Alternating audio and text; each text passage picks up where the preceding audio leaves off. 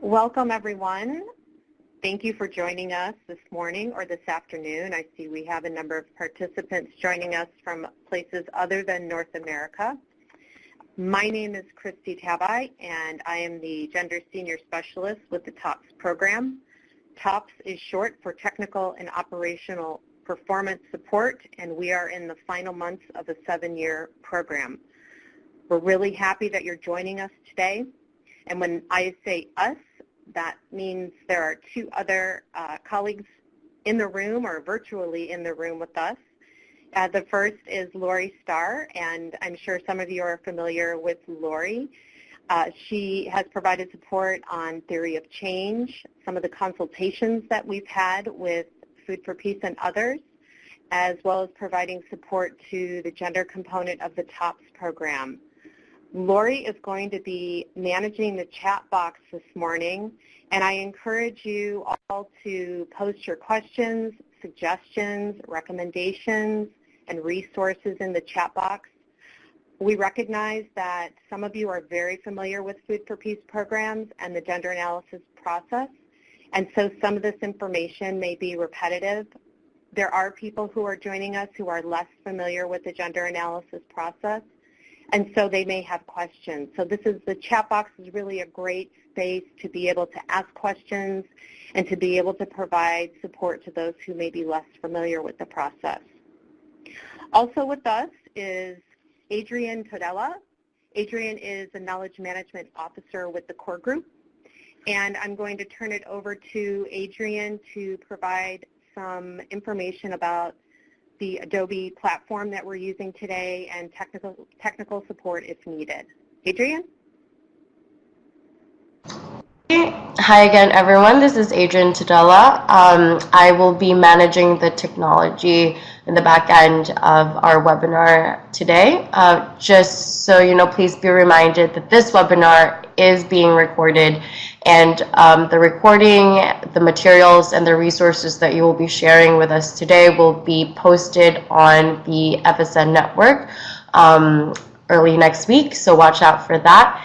And we will not be granting microphone rights to everyone in this meeting, but please go ahead and type up your comments, suggestions, recommendations, or any questions about technical support at all on the chat box, and we will get to that and help you with it. So I'll hand it back over to Christy. Thank you, Adrienne. And if you have any technical questions, if you're having difficulty with something within Adobe Connect, please send a note in the chat box and we'll be able to address your question or concern. I just wanted to, before we begin officially, I wanted to put forth that TOPS in this particular situation acts as an intermediary or a third party in a sense. So we're not speaking on behalf of the donor. We're not speaking on behalf of implementing partners or consultants. What we've done is basically collected some information, and we're providing that information back to those who are interested in the gender analysis process. So if at any point I say something that comes off as sounding as a directive in any sort, that's not how it's meant to be. It's simply I'm passing along information, and it's best if there are any questions to please raise them, ask those that you're working with, pose questions to the donor, ask questions to implementing partners, and ask questions of consultants as well. The information we're presenting is just representative of surveys that we've done and the information collected. So please understand that this is not an official endorsement of any one methodology or recommendation or program. I wanted to provide some background about Food for Peace programs. Some of you are like I said, very familiar with them. Others may not be as familiar, but Food for Peace programs are rather large programs. They're like other programs that are put on from other bureaus such as Global Health or the Bureau for Food Security. And these programs are 5 years in length or longer. They're quite a bit of money, and they are multi-sectoral. They all have the same goal in common, and that is to reduce malnutrition in children under 2.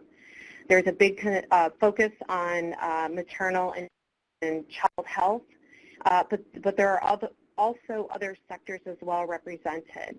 And so having an understanding of how Food for Peace programs operate is really a necessary skill needed if you're considering or currently consulting for the gender analysis process. So we're going to provide resources later on once we have this posted on the FSN network, but it's really important to consider that Food for Peace programs are very unique, and it is important to have a good understanding of those programs.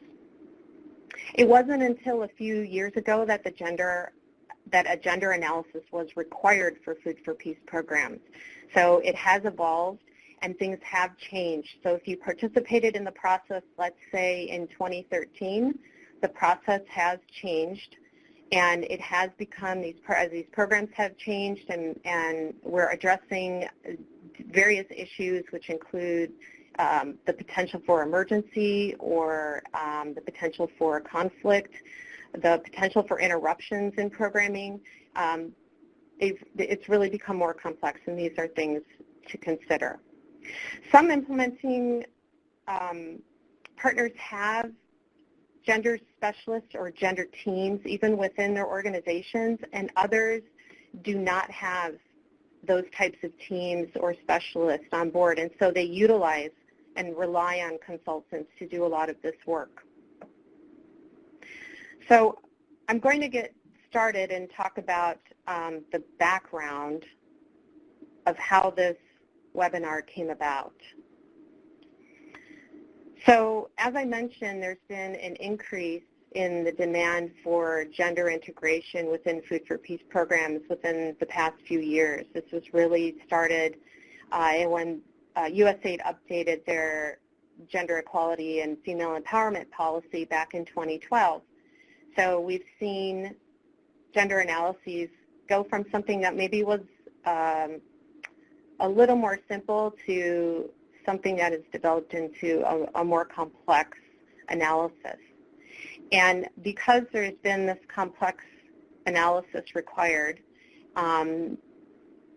there is now a need to find people in order to complete the gender analysis. And sometimes implementing partners have people that are able to do that.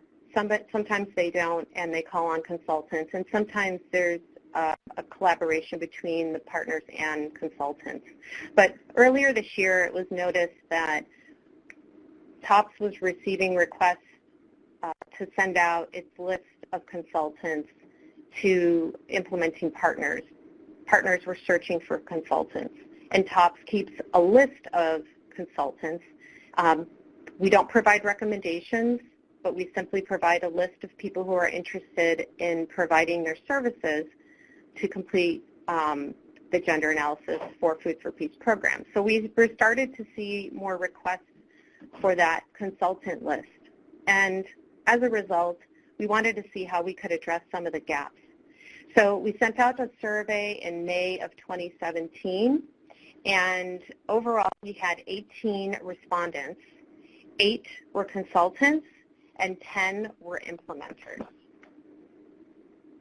So I'd like to talk about these results and at first mention some of the gaps that were noted by the implementing partners, as well as gaps mentioned by the consultants, and then I'll talk about some of the recommendations that were provided.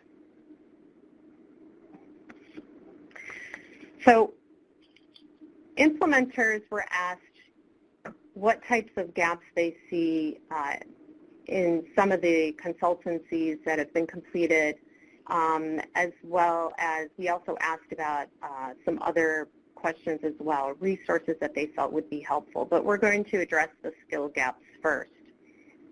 It's been noted that there is a lack of understanding fully of Food for Peace programs. As I mentioned, these programs are complex.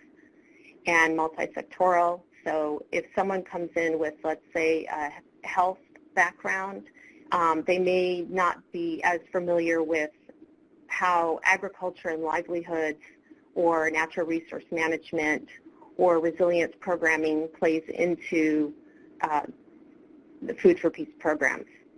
So it's been noted that there is a lack of understanding of how these programs, the content within them, but also operationally how they work. There's also noted gap is the limited demonstrated knowledge in gender integration and food security. So as I mentioned, a consultant may come with particular knowledge in agriculture or markets or nutrition, but how that actually integrating, knowing how that is integrated into the fuller food security program, as well as how gender is integrated within those larger food security programs, was also seen as a gap. Another challenge that was seen is in leading the gender analysis process. As I mentioned, sometimes there is staff available to provide support for the consultant, and other times there may not be as many staff members available to provide support, and there is a reliance on the consultant to be able to lead the process. So there were some challenges seen in the consultant being able to lead the process, and this involves often multiple partners, multiple layers within an organization in which people need to be in contact with. Another gap within this that was identified as well is that there are few with French language skills. So this is just overall skill gaps that were noted.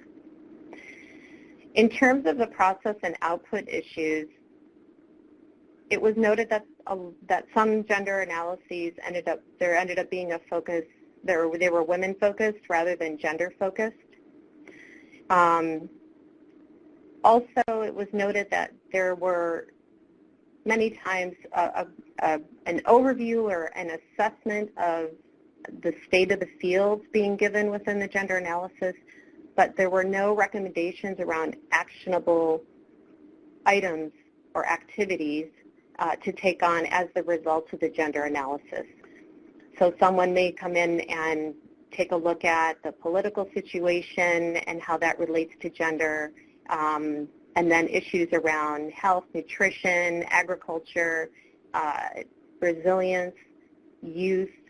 But what they weren't seeing were actual recommendations about activities or changes within the theory of change that were needed in order to be able to move forward with putting the information that was found into place for the program. And also, assumptions have been made by implementers and consultants alike about the data analysis skills that were needed in order to complete the gender analysis. And this ties in with something we'll talk about later, which is around the scope of work and the expectations that both the implementers and the consultants have of what type of methodologies are going to be used for the gender analysis, whether they are going to incorporate quantitative or qualitative methodologies. But there is some gap in the outputs resulting from the gender analysis and whether consultants were able to analyze quantitative data collected or develop and use qualitative tools and then analyze the data coming from those tools.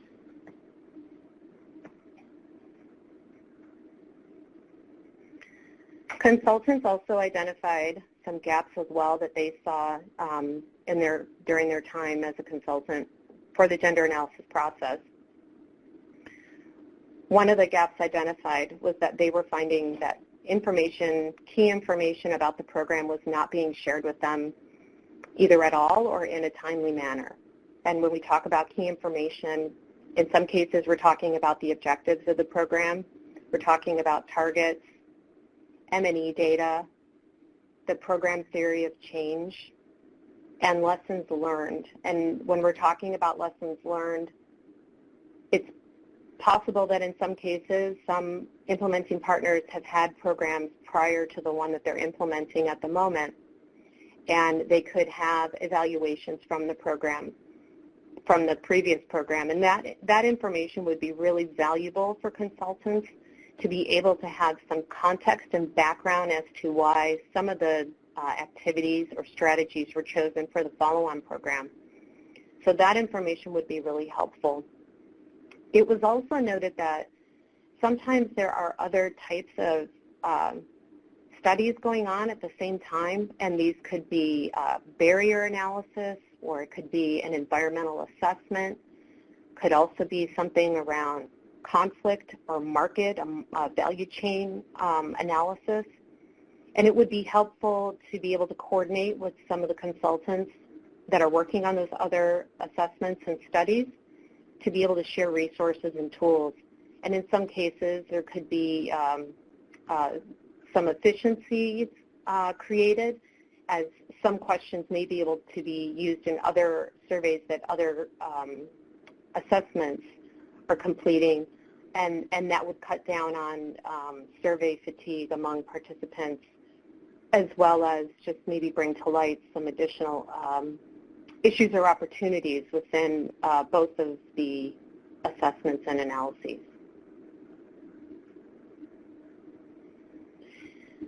So I'm going to move on to recommendations from the implementers to the consultants. And they had mentioned that previous in-country experience, especially with the gender analysis, involved in a gender analysis process, would be really advantageous. A person would come in with an understanding of the context, would have connections to other stakeholders within the country, and would just have a general understanding. And this is really a good jumping off point for a consultant. We know this isn't always the case. It can be difficult to find consultants that have prior in-country experience, and it is not lost here that there are probably a number of great candidates that exist in country, and it would be great to be able to have some type of way to be able to access those types of resources as well, meaning if there's an opportunity to be able to tap into that knowledge in country, or create teams, consulting teams that are able to bring that in-country contextual knowledge to the gender analysis process, along with some additional support from a consultant maybe who's very familiar with the Food for Peace gender analysis process. That could be a real asset to both the implementing partner, the program, and the partners. Implementing partners also suggested that consultants be prepared to show examples of your work when applying for consultancies. We understand that consultants can't use work that they've completed from other gender analyses. This may be proprietary information. However, it would be good if consultants in advance could be able to demonstrate some of the work that they've completed when they're applying for consultancies. This helps implementing partners have an understanding of some of the strengths and maybe some of the gaps in skills that consultants have, and can accommodate accordingly. Implementers also recommend that methodologies for completing the gender analysis are chosen as appropriate to the context and the program, rather than a consultant coming in with a set of tools that they are determined to use. Each program and every context is different, and it may require a different set of tools in order to collect the information that is necessary. So implementers ask that consultants have an open mind when considering what type of tools and methodologies they're going to be using. Also, it's really critical to include specific recommendations within the gender analysis, and this is something I mentioned earlier as a gap. Gender analysis needs those recommendations. If they, at the beginning of a program, each program has an idea of the types of issues that they want to address. It's been mapped out in their theory of change, but sometimes they recognize that there needs refinement. And so the gender analysis is meant to help that process, to refine some of the activities identified through the theory of change. And so it's very important for the gender analysis to have a number of recommendations that can then be translated back to the theory of change and into activities.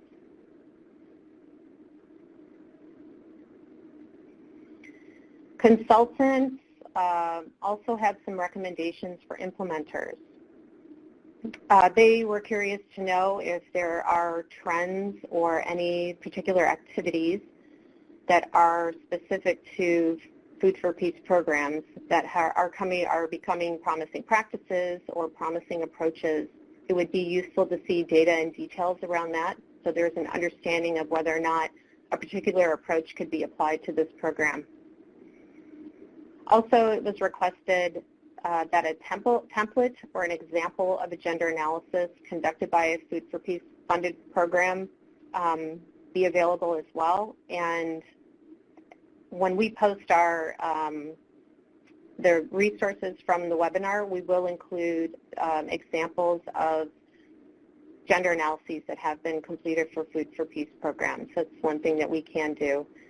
In some cases, implementers may not have examples of a gender analysis from a Food for Peace program because it's possible that it could be their first time completing a Food for Peace program, or it could be that it has been some time since they've done a gender analysis and that process has changed a bit, and so they can offer up some of that as past evidence, but it may not necessarily serve as a template for the current needs of the gender analysis. So we hope to have, we have a handful of gender analyses that can be shared with everyone, and we hope to have some others. So if anyone is able to offer additional ones, we're happy to post them as well. There are some additional recommendations which didn't necessarily come out as direct recommendations, but we were reading between the lines when looking through the survey information, something that both the consultants and the implementers had mentioned within the surveys. And so we're going to offer some additional recommendations. So the scope of work is basically the outlines what is going to be required for a gender analysis for a particular program. And it provides the first glimpse into the skills needed, language skills that might be required, a timeline of activities, and it's really, it gives a consultant a good idea of what will be required. So there have been some, there were some mentions around the timeline of the gender analysis process. Sometimes the time, we know that the timeline mentioned within the scope of work, and from what I've seen, most scopes of work do contain a timeline, and recognize that that timeline is going to change. There are always unexpected events that occur. It could be issues with travel. It could be issues with associated with stability within a country, and that pushes things back. There could be some unexpected activities that also push the timeline of the gender analysis. Holidays are another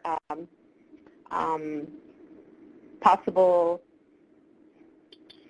deterrent or a way to kind of delay when the gender analysis is going to start. So there's lots of different things that can happen.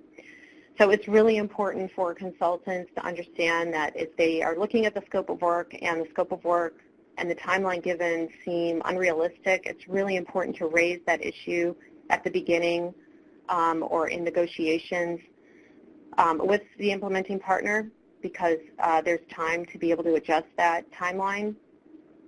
And I would recommend that if implementing partners see an issue with the timeline as well, that they speak with the donor about the timeline and why they feel they need more time in order to be able to complete the tasks that are set out. But it's really important that everyone is communicating and open with whether or not they can complete the tasks in the amount of time given. Another piece of information the scope of work should contain is an outline of skills necessary to complete the proposed gender analysis. And for consultants, it's really important that if you do not necessarily have some of the skills that are mentioned, and the ones that had come up most often were the ones around M&E, evaluating quantitative data or putting into place qualitative methodologies and analyzing the qualitative data that's coming out of those methodologies. It's really important to be transparent. Implementing partners, consultants won't necessarily have a depth of M&E skills needed to complete some of these analyses. And I'm curious to know if there's been examples or if there's a potential for the M&E or meal teams to be more involved in the gender analysis process to provide support. Another option in this situation is for implementers to consider consulting teams to be involved in the gender analysis process. So not just relying on a single person to complete the process, but using a combination of people perhaps in country or perhaps at headquarters, existing staff, as well as consultants who can work as a team in order to be able to pull together this information, analyze it, and then being able to think about how it goes back into the theory of change.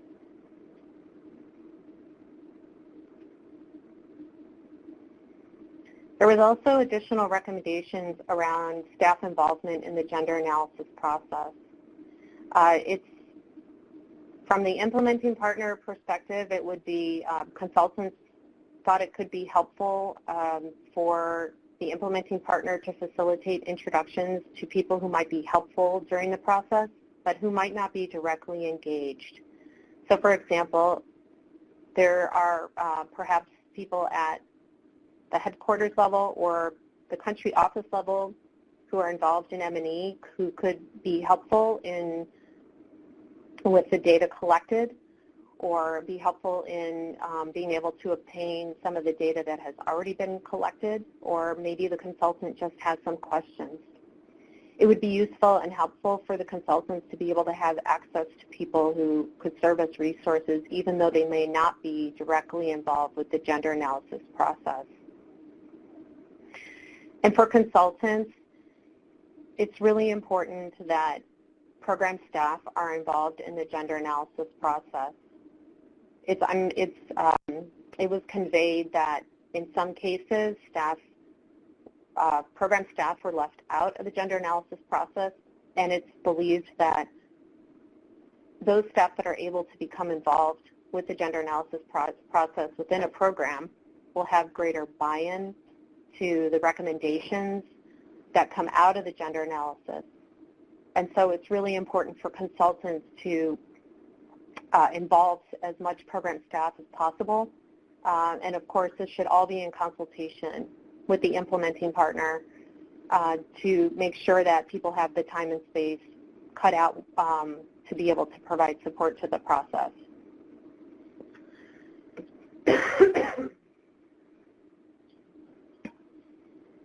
It's also really important to be able to utilize all secondary resources available prior to starting the gender analysis process. And from an implementing partner, consultants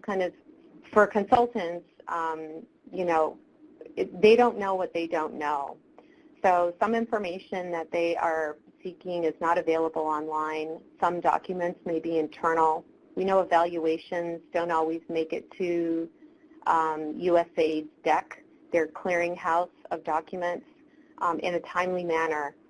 So if implementing partners could provide copies of the proposal, definitely a copy of the theory of change, documents such as the gender annex from the original proposal.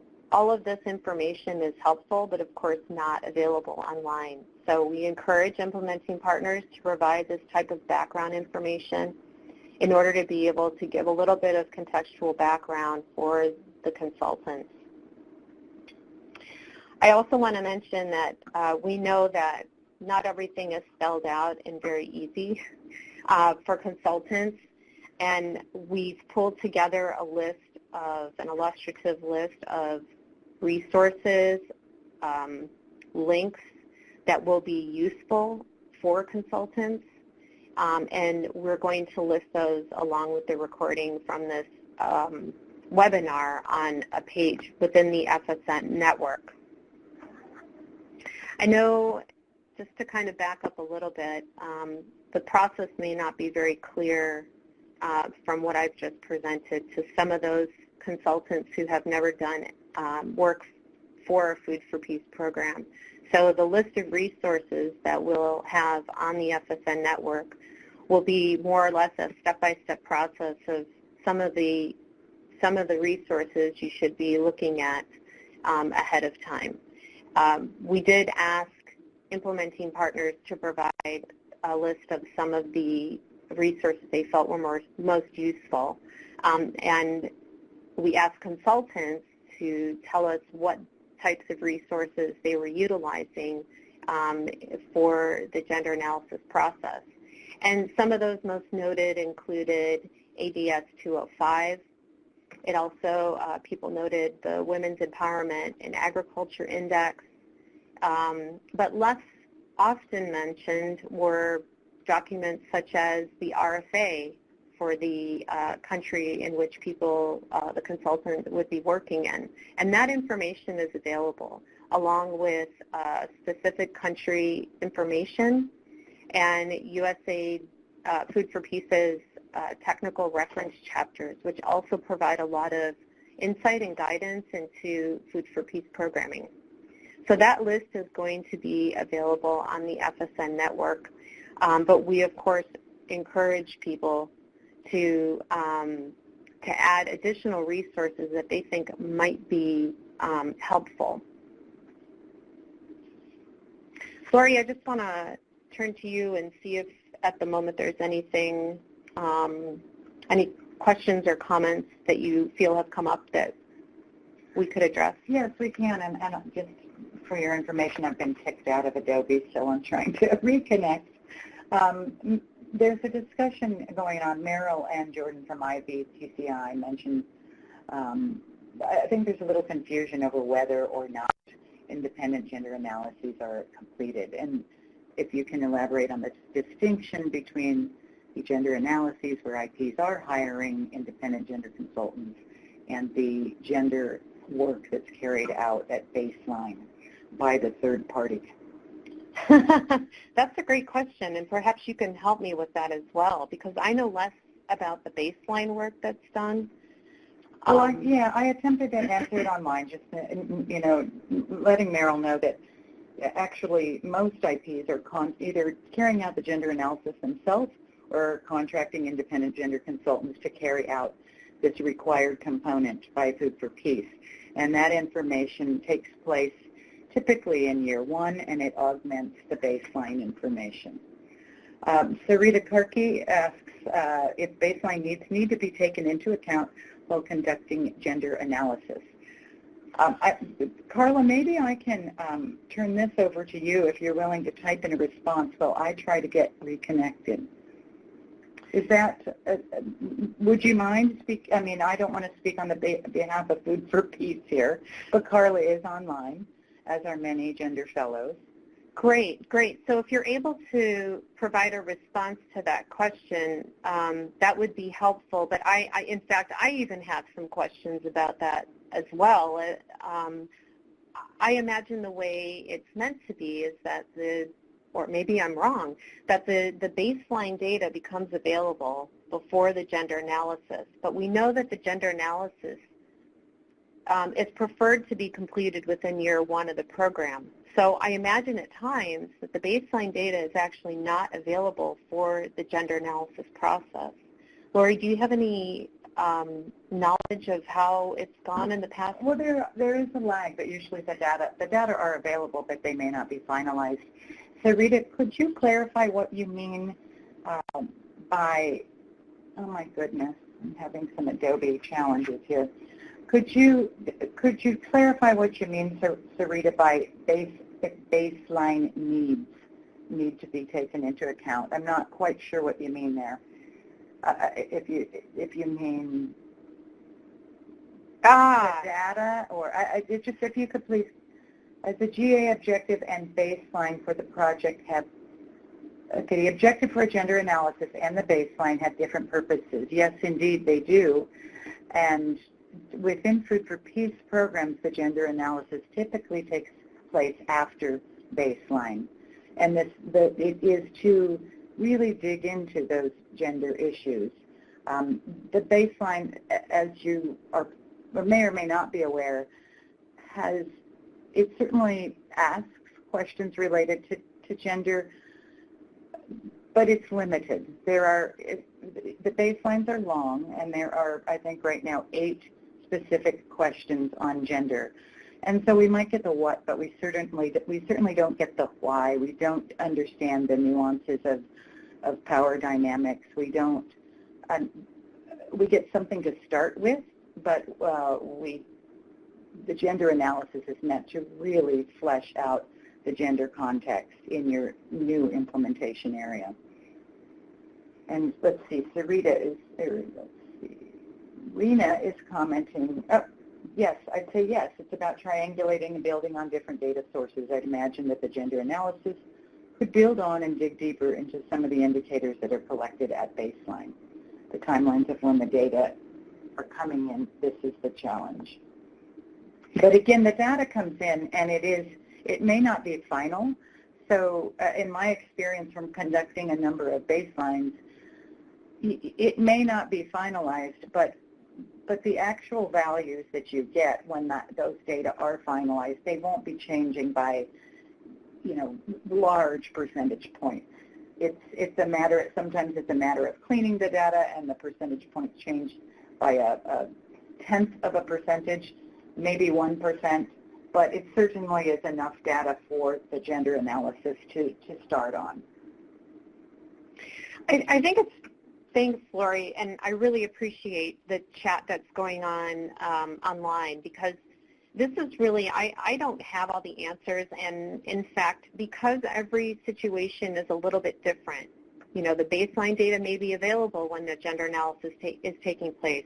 The baseline data may not be available, but what is available, I should say, is the theory of change, and that theory of change is meant to be modified as it needs to be. But the theory of change is really what drives the program, and the baseline data is meant to provide some answers to help move that theory of change forward, with the recognition that there are going to be some changes, and that's what's somewhat expected from the gender analysis as well, that there may be very particular questions that could result from baseline findings, that could result from recent evidence that has emerged demonstrating that there are particular gaps that need to be addressed.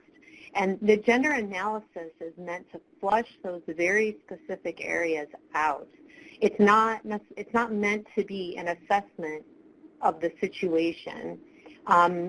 It's really meant to find, what is it that we can do? What can we identify? Which gender components can we identify that we need to address in order to be able to reach the targets of this particular development program? And recognizing that there could be some big changes to these programs as a result of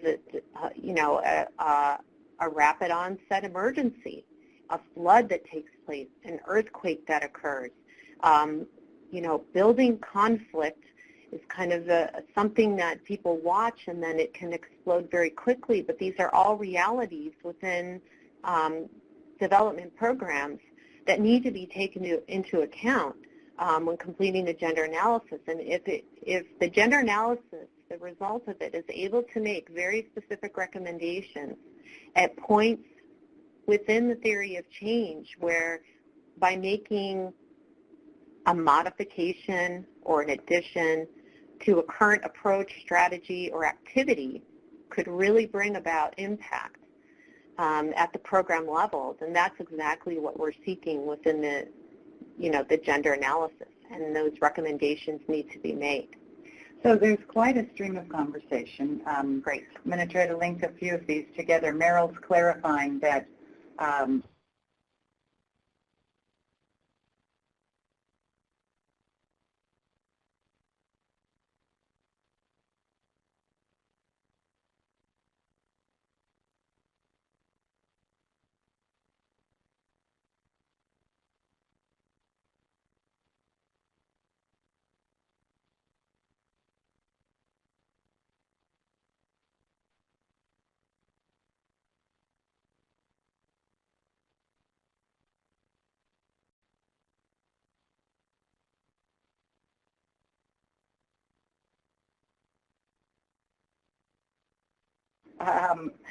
that a gender assessment should be carried out as input into the project design. And absolutely, if this is not, I don't think this discussion is to say that only time a gender analysis is carried out is in the first year. For those of you with sufficient resources and who are getting some primary research carried out to inform your proposal, absolutely a gender analysis should be done. I am trying to link, there's quite a lot. I'm not typically the chat monitoring person, and this is a tough job. Carla's chimed in as well, or Food for Peace is chiming in. I just want to do a quick check. It seems as though we've lost sound. I want to check to see, can people hear us?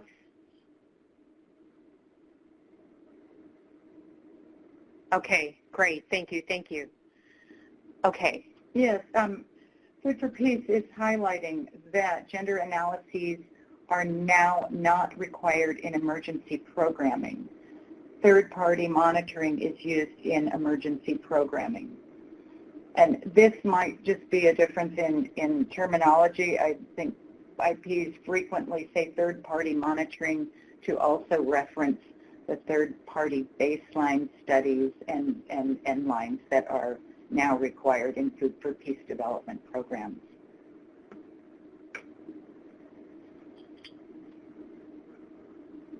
Okay. I believe we have one more slide that I want to address. Yes. So we've received questions about framing the gender analysis.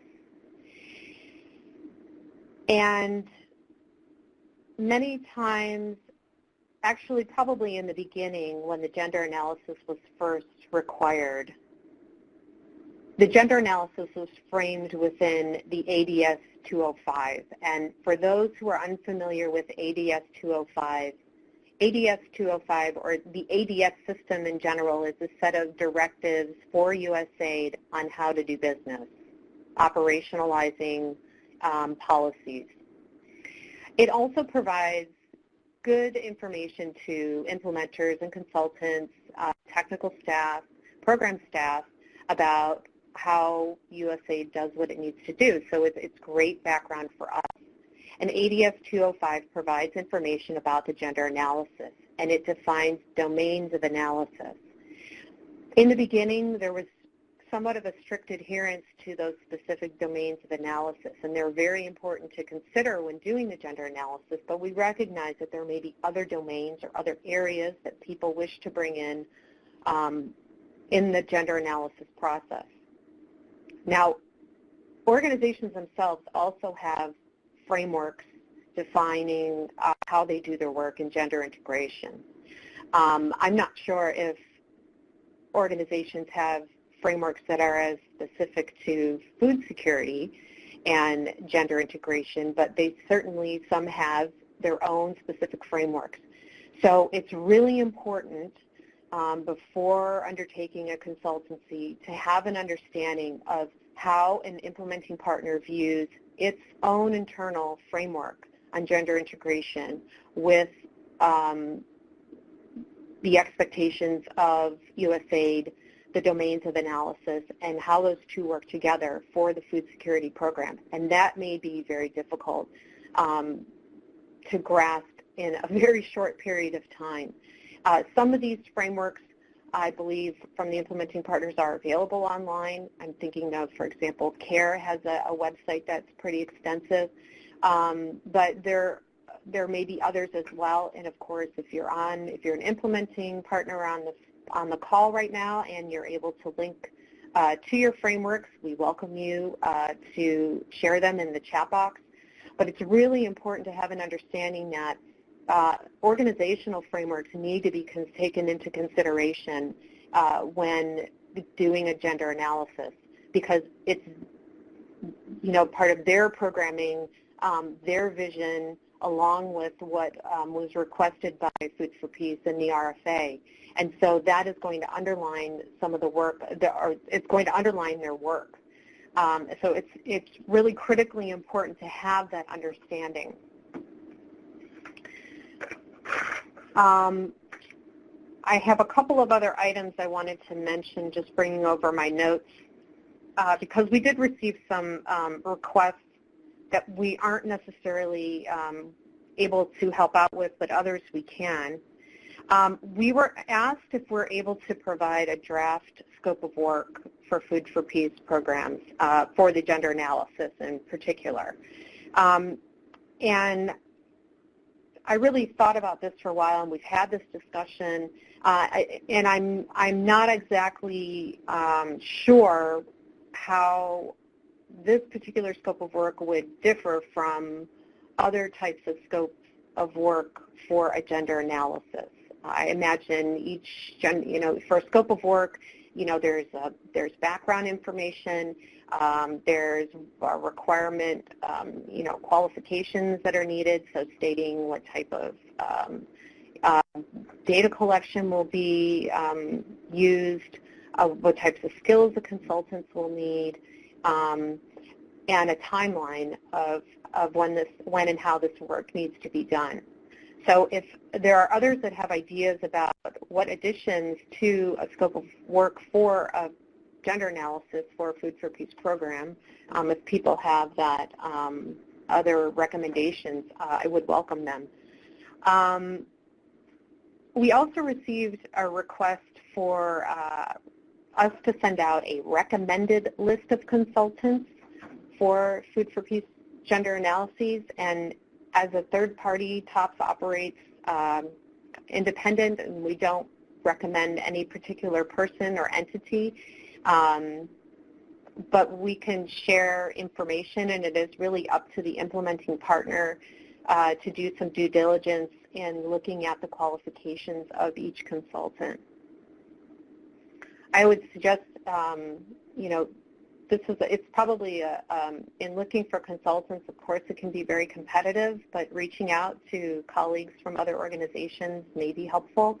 I'm not saying that's always going to be the solution, but from the TOPS perspective, we simply cannot provide a list of recommended people, although we can provide a list of consultants. We were also asked if there is concrete guidance on what the final product should look like, such as number of pages, table of contents, and suggested methodology. All of this, I feel, should be included within the scope of work, not necessarily in detail, but there should be, in the deliverables piece of the scope of work, something that states, I don't know, a document no longer than 50 pages with, and this is illustrative, I'm not giving directives here, a document of 50 pages along with annexes should be produced, along with an updated draft theory of change with gender recommendations. But that should be stated within the scope of work. And as I mentioned, we do have some examples of completed gender analyses that we will be posting to the FSN network.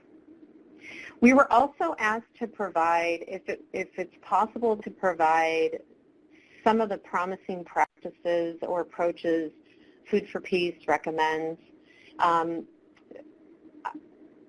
Food for Peace doesn't come out and make those recommendations, if I can be bold in saying that. They certainly help with evaluations to recognize and bring to the surface what promising practices exist. Some of that is raised within the technical reference chapters, and I highly recommend people take a look there. Years ago, TOPS in the beginning had completed an exercise of evaluating promising practices in Food for Peace programs. Unfortunately, at that time, gender wasn't a big piece within the evaluation, so we had very little to offer. And we haven't been able to take a look at recent evaluations since that time to see what has been working. Of course, we know through webinars and presentations, organizations have presented some of the promising practices that have evolved, that have an evidence base supporting some of those potential activities. But I did want to bring to light some of the emerging ideas around promising practices in gender integration within the Food for Peace programs. Some of these are also taken from, are viewed from a resilience lens as well, which is also taken into consideration in Food for Peace programs. One idea that has come about is an emphasis on girls' education, which can actually help with reproductive health outcomes. Of course, Food for Peace programs don't focus on education. However, there are programs with educational components. And of course, changing attitudes and ideas around girls' education can also be integrated into programming as well. Some other ideas that have emerged is, one is around some programming that was completed in Mali around soil health and nutrition among women. And what the evidence was starting to show was that by being able to provide information and some support to women about soil health in agriculture came in the form of visits to health centers where there were nutrition activities taking place. So when we think about the ag, nutrition, gender nexus, this is probably an example that would immediately come to mind. Although the evidence is still being amassed, it is something that could be potentially a promising practice. Also mentioned was the idea, and these aren't necessarily new ideas, but just some of the thinking, some of the emphasis has been placed around, increasing women's assets, and we know that, we know that women feel empowered when they have assets and access to assets, and there's building evidence around that. There's a strong body of evidence around that. And some of these, so in the resource pages, we'll be trying to include some of these examples as well. And we really ask others to contribute anything that they have around promising practices in gender integration and food security. So we're just about at the top of the hour. Lori, I'm wondering if you would like to add some comments, thoughts, questions that have come from the chat. There have been many comments, and it seems like it would be a great time for others to share. There are questions about qualitative sampling and the challenges of understanding if you are getting a diverse slice, recognizing qualitative sampling is quite different than quantitative sampling. So I've got materials to share that maybe you can put up there, but others, if you can share your materials, that would be helpful. We have comments. Okay, Rena asks, are IPs still doing primary research surveys as part of the gender analysis? My understanding is that the recommendation is to rely on existing data. So folks out there, IPs, can you please answer Rena's question? It is also my understanding that there's been more of a focus on collecting qualitative information data and utilizing existing quantitative data. That's my understanding. Right. But I wanted to hear from the IPs.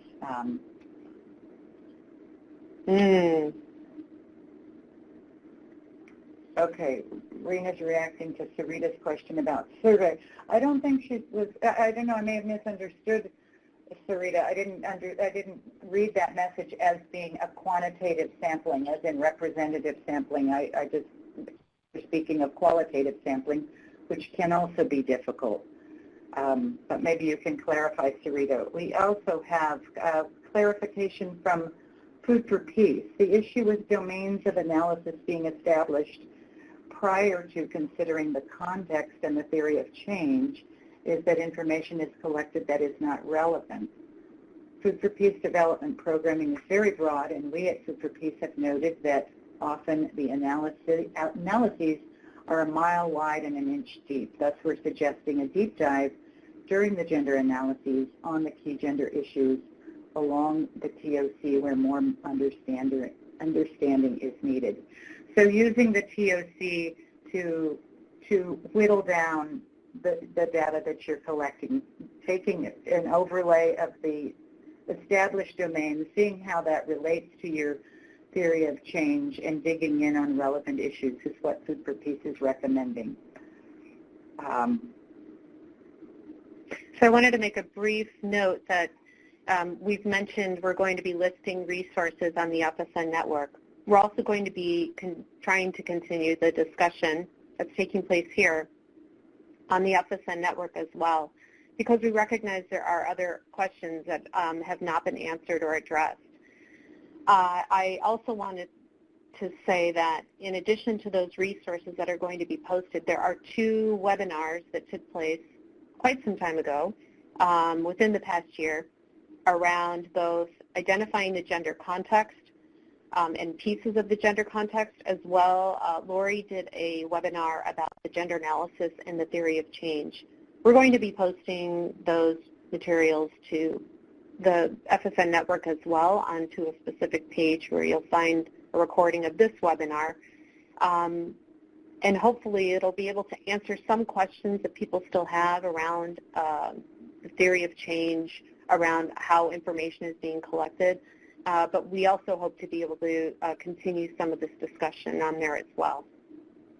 And Lindsay Jones-Renaud is highlighting the importance of a desk review prior to field work rather than after the field work, which Rena's agreeing with, I agree with. I agree with. Yeah, I wasn't even aware of that problem, but thank you for bringing that up, Lindsay. And then there was another stream of conversation related to gender and resilience and how do we integrate, how do we understand the resilience framework with a gendered lens. So it said we'll post slides that we've developed. That work is progressing. I just spoke at the Resilience Evidence Forum this week for Center of Resilience and can share those notes. Great.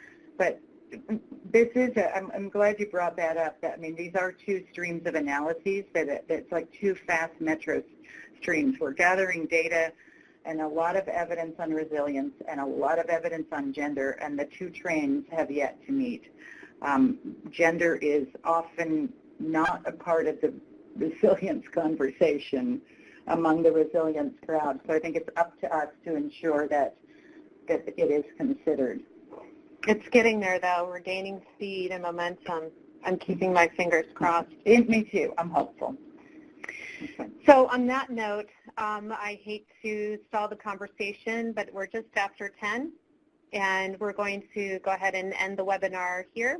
Thanks so much for participating, and we will be following up with everyone with resources and continued discussion by next week. Thank you, everyone.